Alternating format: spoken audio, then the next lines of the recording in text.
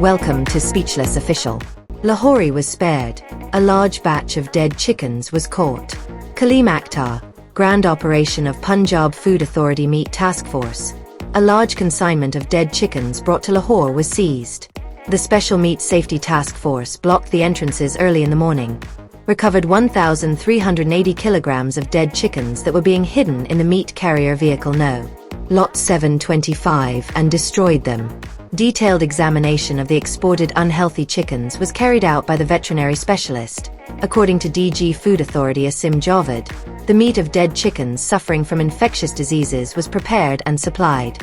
1,380 kilograms dead chickens were destroyed on the spot and a case was registered. Done. Besides, 25,000 kilograms of chickens were inspected in Tolanton Market.